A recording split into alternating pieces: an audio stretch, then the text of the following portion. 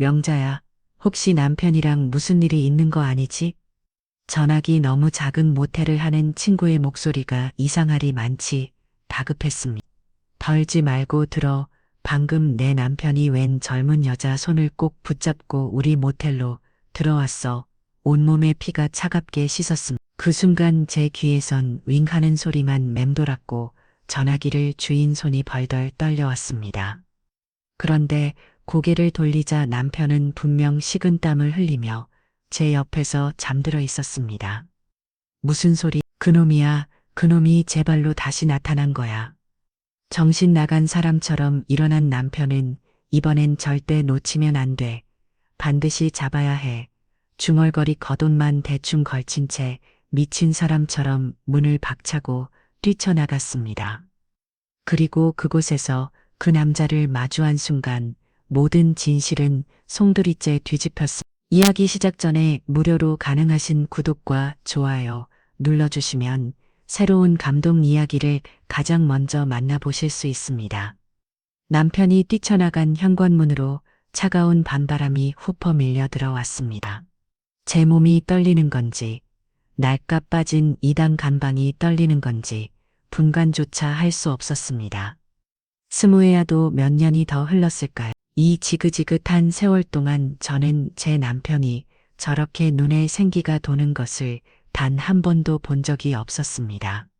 그의 눈은 언제나 죽은 동태 눈처럼 흐리멍덩했고 술과 원망에 졸어 핏발만 서 있었으니까요. 그놈이라니 그 이름색을 자를 입에 닿는 것조차 더러워. 남편은 지난 20년간 시동생을 그렇게 불렀습니다. 자신의 모든 것을 앗아간 쌍둥이 동생 김영수 그 인간이 나타났다고. 그런데 왜 하필 내 친구가 하는 모텔에서 20년 만에 그것도 잘못 여자랑 함께 나타났단 말입니까? 머릿속이 터져나갈 것 같았지만 생각할 겨루이 이 델로 두면 정말 무슨 일이 날지도 모른다는 공포가 제 등골을 후려쳤습니다. 저는 벽에 걸린 낡은 외투를 옮겨쥐고 남편의 뒤를 따라 뛰었습니다. 한밤의 골목은 칠흑같이 어두웠고 멀리서 남편의 절뚝거리는 발소리가 메아리처럼 울렸습니다. 저 양반 성한 몸도 아니면서 저렇게 뛰다가는 길바닥에 쓰러지고 말 텐데 가쁜 숨을 몰아쉬며 스무고기의 언덕을 올랐습니다. 언덕 꼭대기에 다다들자 촌스러운 분홍색 네온 사인으로 번쩍이는 모텔 간판이 눈에 들어왔습니다. 마치 지옥의 입구처럼 불길하게 깜빡이고 있었습니다. 남편은 이미 모텔 로비에서 친구의 팔을 붙잡고 짐승처럼 으르렁거리고 있었습니다. 몇 호실이야. 그놈 몇 호에 들어갔어. 친구는 난데없이 나타난 제 남편의 흉흉한 기세에 질려 하얗게 질린 얼굴로 손가락만 떨고 있었습니다. 영영철 씨, 이게 어떻게 된 거예요? 분명 방금 들어간 사람이 어느새 다가온 저를 발견한 친구의 눈이 지진이라도 난 듯 흔들렸습니다. 남편은 친구의 어깨를 밀치고 떨리는 손가락이 가리키는 2003호실로 비틀거리며 향했습니다. 콩콩콩. 남편이 세문을 주먹으로 내려치자 안에서 조용하던 인기척이 들렸습니다. 긴 묵직한 문이 열리고 그 안에서 한 남자가 걸어났습니다. 그 얼굴을 본 순간 저는 숨을 쉴 수가 없었습니다. 제 남편과 머리부터 발끝까지 소름 끼치도록 똑같이 생긴 남자. 20년간 머릿속에서 분노로 하루로 지울 수 없었던 사람. 하지만 서로의 모습은 너무나도 달랐습니다. 제 남편의 얼굴은 20년의 고생이 파놓은 깊은 주름과 검버섯이 가득했지만 저 남자의 얼굴은 기름지고 뽀얗기만 했습니다. 남편의 구부정한 등과 달리 저 남자는 꼿꼿하고 당당했습니다. 남편의 해진 내복 차림 위로 걸친 낙은 외투와는 비교도 안 될 만큼 번쩍이는 명품 시계와 몸에 딱 맞는 비싼 양복을 입고 있었습니다. 내가 어떻게 남편의 입에서 나온 것은 말이 아니었습니다. 피를 토하는 절규였습니다. 남편은 다리에 힘이 풀린 듯 휘청거리면서도 온 힘을 다해 달려들어 남자의 멱살을 움켜쥐었습니다. 이게 만도 못한 놈 내 돈 가지고 도망쳐서 너 혼자 이렇게 번지를 하기에 잘 먹고 잘 살아. 내가 인간 멱살을 잡힌 남자는 시동생은 그러나 저항하지 않았습니다. 그저 죄인처럼 고개를 푹 숙인 채 갈라진 목소리로 한마디를 내뱉을 뿐이었습니다. 미안해 형, 미안해 그때였어. 방 안에서 화들짝 놀란 젊은 여자가 뛰쳐나왔어. 친구의 말대로 정말 젊고 예쁜 여자였습니다. 회장님, 이게 무슨 일이에요? 여자는 시동생을 회장님이라 부르며 제 남편의 팔을 떼어내려 애썼습니다. 그 모습을 본 순간 제 머릿속에서 이성은 완전히 끊어져 버렸습니다. 회장님, 그래, 우리 식구들 등골 빼먹고 도망가서 저 혼자 회장님 소리 들으며 덩덩거리고 살았구나. 저는 이를 악물고 시동생에게 달려들었습니다. 이 도둑놈아, 너 때문에 우리 남편은 평생을 약봉지 끼고 살았어.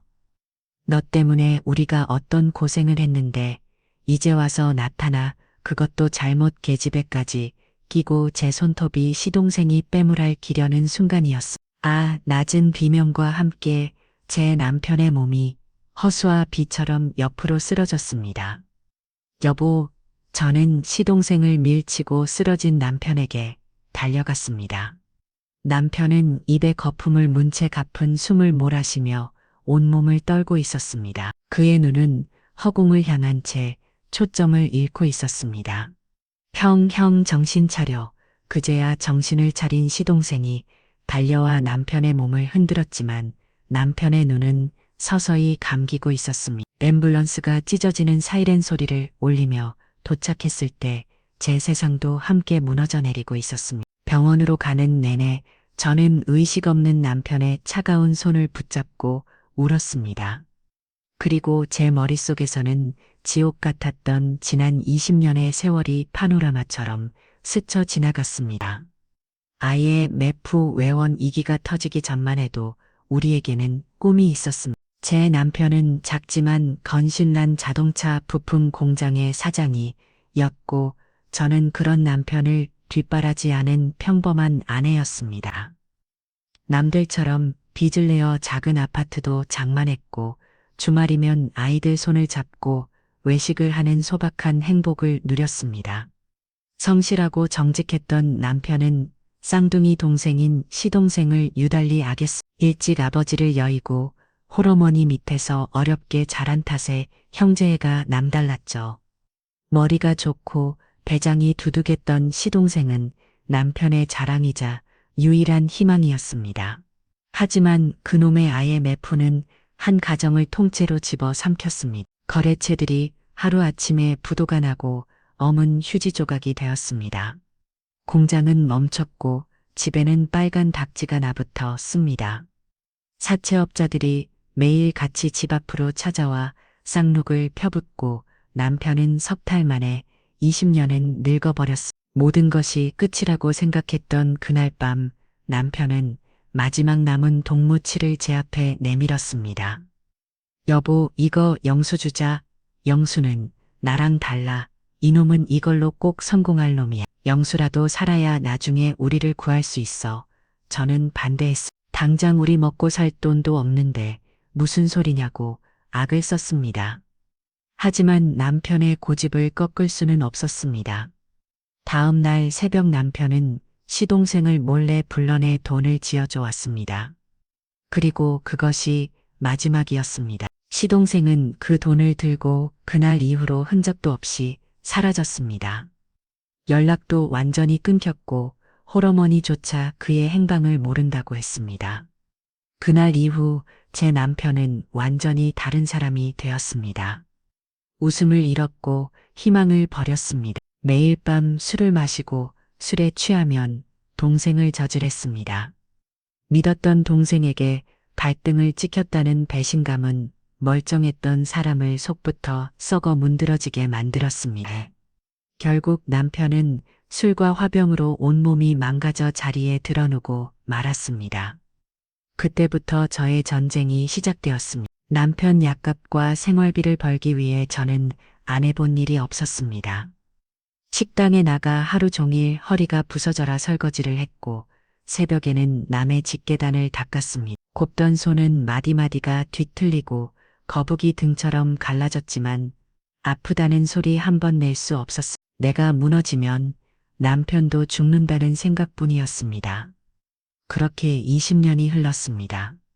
세상은 변하고 강산도 2번이나 바뀌었지만 저희 부부의 시간은 20년 전 그날에 멈춰 있었습니다. 오늘 밤 그 멈춰버린 시간이 다시 흐르기 시작한 것일까요? 하지만 그 대가는 너무나도 가혹했습니다. 응급실 침대에 누워 산소호흡기에 의지한 남편의 얼굴은 제 빛으로 변해 있었습니다. 그런 남편의 겪을 각 비싼 양복을 입은 시동생이 지키고 있었습니다. 그 어울리지 않는 풍경에 저는 참을 수 없는 분노가 치밀어 올랐습니다. 당장이라도 저 인간의 맥살을 잡고 당신 때문에 내 남편이 이렇게 됐다고 소리치고 싶었습니다. 하지만 제 입에서는 아무 소리도 나오지 않았습니다. 그저 멍하니 2사람의 얼굴을 번갈아 볼 뿐이었습니다. 너무나도 닮았지만 너무나도 다른 삶을 살아온 2형제 대체 어디서부터 잘못된 것일까요? 내 놈이 무슨 낯짝으로 여기 있는 거야. 당장 꺼지지 못해 차가운 병원 복도에 제 목소리가 악바구니처럼 울려 퍼졌습니다. 응급실 앞간이 의자에 망연자실 앉아있는 시동생 김영수의 얼굴을 보니 속에서 참 불이 끓어올라 참을 수가 없었습니다. 20년 만에 나타나 제 남편을 저 지경으로 만들어 놓고 감히 저 자리에 앉아있다니 제 고함에 그 인간이 천천히 고개를 들었습니다. 기름진 얼굴, 비싼 옷, 번쩍이는 시계, 그 말끔한 행색이 병상에 누워있는 제 남편의 초라한 모습과 겹쳐지며 제 속을 더욱 뒤집어 놓았습니다. 형수님, 우선 진정하시고. 그때 시동생 옆에 꼭 붙어서 있던 젊은 여자가 끼어들었습니다. 모텔 방에서 뛰쳐나왔던 바로 그 여자였습니다. 내가 뭔데 나서 어디서 굴러먹던 계집애가 형수님 소리를 입에 올려 저도 모르게 사대질까지 하며 소리를 질렀습니다. 여자의 얼굴이 하얗게 질리는 것을 보니 아주 잠시 속이 후련했습니다. 그때였습니다. 시동생이 자리에서 벌떡 일어났습니다. 그만하십시오, 형수님. 이 사람은 죄가 없습니다. 제 비서의 뿐입니다. 오해 마십시오. 비서 기가 막혀 웃음이 터져 나왔습니다. 그래, 비서까지 둘 정도로 성공하셨구나. 우리 남편 피 빨아먹고 도망가서 아주 대단한 회장님 되셨어. 병원비는 걱정 마라. 내 목숨을 팔아서라도 낼 테니 더러운 돈 들이밀 생각 말고 당장 눈앞에서 사라져. 제가 미친 사람처럼 악을 쓰는데도 시동생은 그저 묵묵히 듣고만 있었습니다. 그 태연한 모습에 제 이성은 완전히 끊어져 버렸습니다.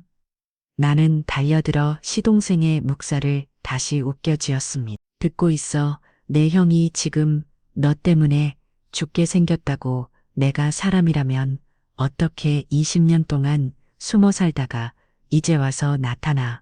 그것도 저런 잘못 것까지 끼고서. 우리 남편이 너를 어떻게 생각했는데 마지막 남은 돈까지 털어서 너를 줬는데 내가 어떻게 우리한테 이럴 수가 있어. 제 소나기에서 비싼 양복이 힘없이 구겨졌습니다. 눈물이 비오듯 쏟아졌지만 저는 울음을 멈출 수가 없었습니다. 지난 20년의 세월이 업장이 무너지는 서름이 한꺼번에 터져 나왔습니다. 한참을 울부짖었을까요? 시동생이 잠긴 목소리로 입을 열었습니다. 찾고 있었습니다. 형님을 정말입니다.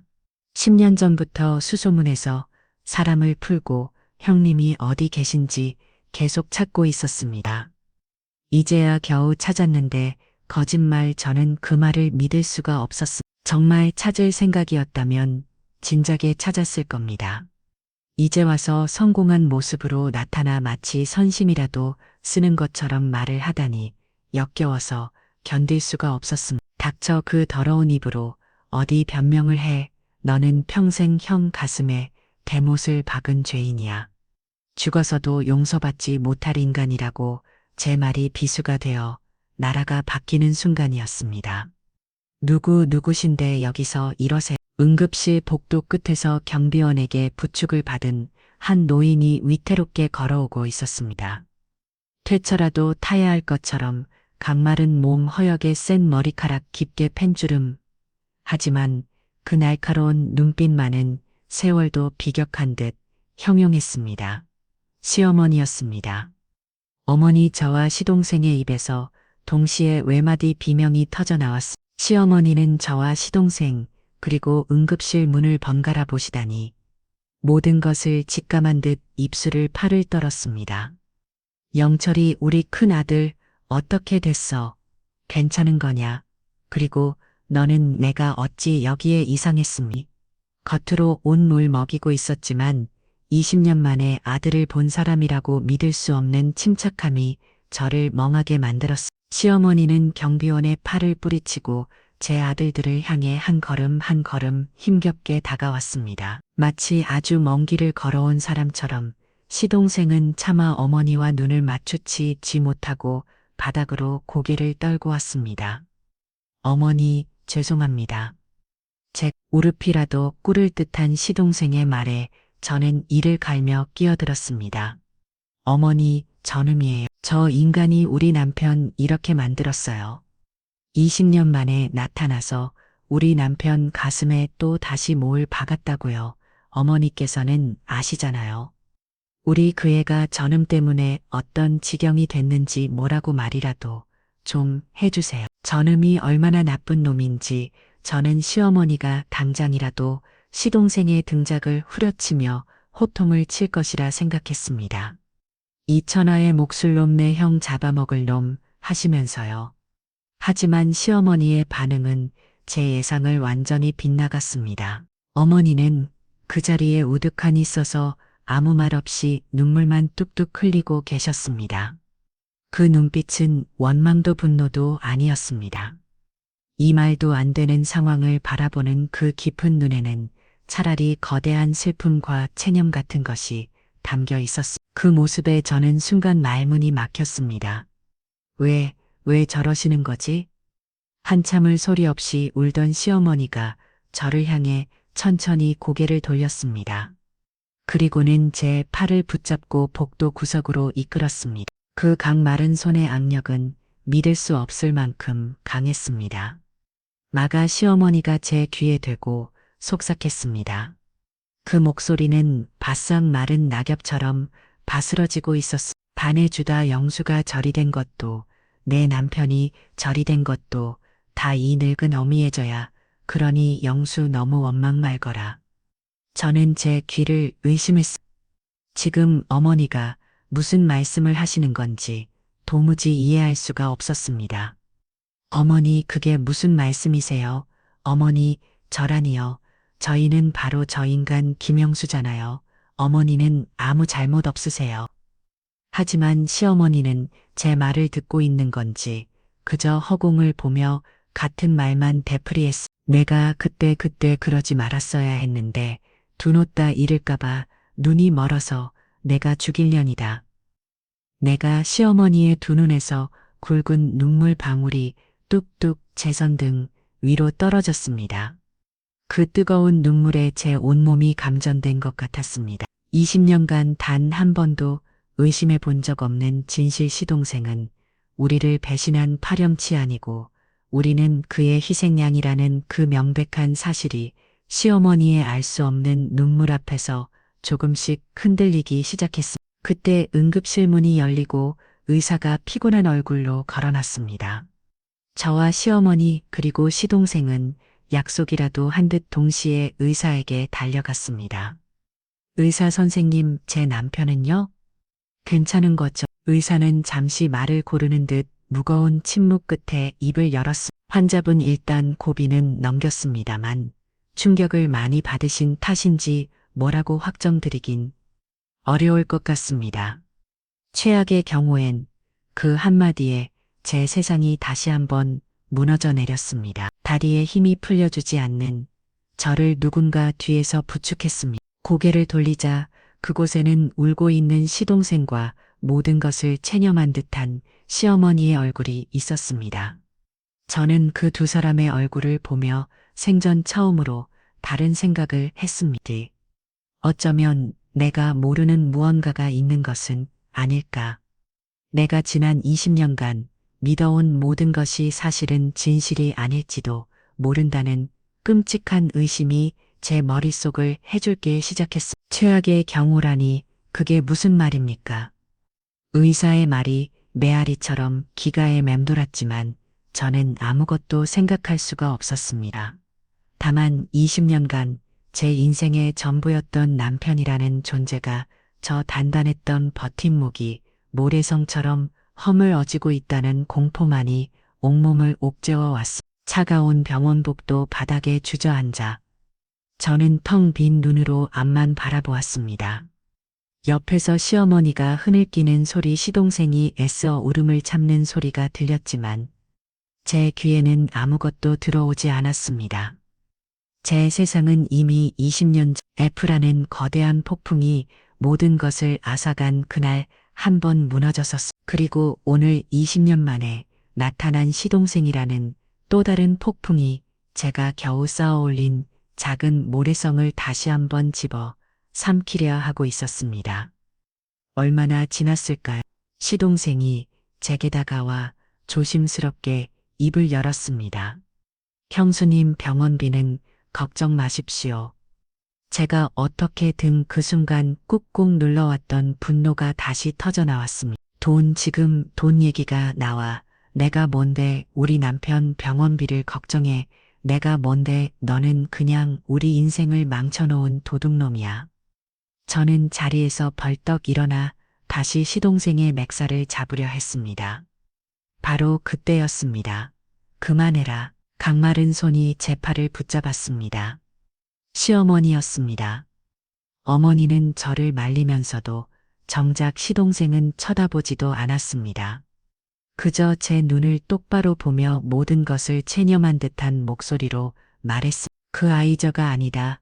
그 모든 것은 이 어미가 시킨 일이다. 저는 제 귀를 의심했습니다. 어머니 지금 뭐라고? 시어머니는 제 손을 꼭 붙잡은 채 힘겹게 말을 이어갔습니다. 한마디 한마디가 마치 가슴 속에 박힌 뾰족한 돌을 뱉어내는 것처럼 고통스러워 보였습니다. 그때 아이의 뇌프가 터지고 아범이 하던 공장이 넘어가고 집안 재산을 전부 긁어모아도 빚쟁이들 돈을 막을 수가 없다는 걸 알았다. 이대로 가다가는 두 아들놈 다 길바닥에 나앉고 빚쟁이들 손에 죽을지도 모른다고 생각했어. 이 어미는 둘 다 잃을 수는 없었다. 한 놈이라도 살려야 했어. 시어머니의 눈에서 회한의 눈물이 흘러내렸습니다. 저는 그 눈물을 보며 앞으로 이어질 이야기가 제 인생을 송두리째 흔들어 놓을 것이라는 불길한 예감에 사로잡혔습니다. 그래서 내가 영수를 불렀다. 내 남편 몰래 아무도 없는 새벽에 불러서 집안에 남은 마지막 돈무치를 그의 손에 쥐어주었어. 어머니의 말에 저는 숨을 쉴 수가 없었습니다. 남편이 마지막 희망이라며 동생에게 주었던 그 돈을 사실은 어머니가 먼저 건넸다는 말입니까? 내가 영수에게 빌고 또 빌었다. 내 형은 마음이 약해서 이 위기를 넘기지 못할 거다. 하지만 너는 다르지 않느냐. 너는 똑똑하고 배짱도 두둑하니 이 돈을 가지고 멀리 도망가서 어떻게든 살아남으라고. 빚쟁이들한테 쫓기지 말고 모든 연락을 끊고 살아남는 것만 생각해 달라고. 살아남아서 나중에 내가 성공하면 그때 내 형을 구해내라고. 대신 내가 모든 욕을 먹고 내가 형을 배신한 천하의 나쁜 놈이 되어야 한다. 이것이 이 어미의 마지막 부탁이라. 나중에 이 모든 것들이 밝혀지는 순간에 어머니가 모든 원망을 다 감당하겠다고 내가 그렇게 애원했다. 쿵. 제 머릿속에서 무언가 거대한 것이 무너져 내리는 소리가 들렸습니다. 20년간 진실이라 믿었던 모든 것이 한순간에 거짓이 되어버렸습니다. 남편을 배신하고 돈을 들고 흰 파렴치한 시동생, 그것이 아니었습니다. 시동생은 어머니의 마지막 부탁을 받고 형을 구하기 위해, 가족을 구하기 위해 모든 오명을 뒤집었으니 채 떠나야만 했던 것이었습니다. 어떻게 그러실 수가 있어요. 어머니 어떻게 아들들 운명을 가지고 그런 무서운 결정을 하실 수가 있어요. 자식이 눈앞에서 죽어가는 걸 봐야 하는 어미의 심정을 너는 몰라. 나는 내 새끼 하나라도 살리고 싶었을 뿐이야. 그게 그렇게 큰 죄였냐. 시어머니는 그 자리에 주저앉아 어린아이처럼 통고했습니다. 저는 그런 시어머니의 모습을 망연자실 바라보았습니다. 20년간 시동생을 향했던 저의 모든 분노와 원망이 이제는 길을 잃고 허공을 떠돌았습니다.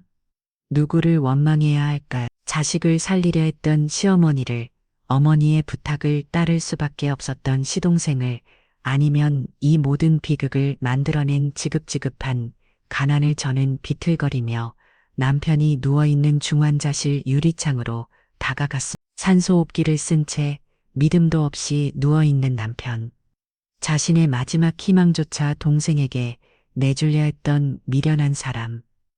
남편은 평생을 가장 사랑했던 동생에게 배신당했다는 생각에 고통스러워하며 살아왔습니다. 하지만 그 모든 것이 사실은 아들을 살리려는 어머니의 피맺힌 계획이었다니.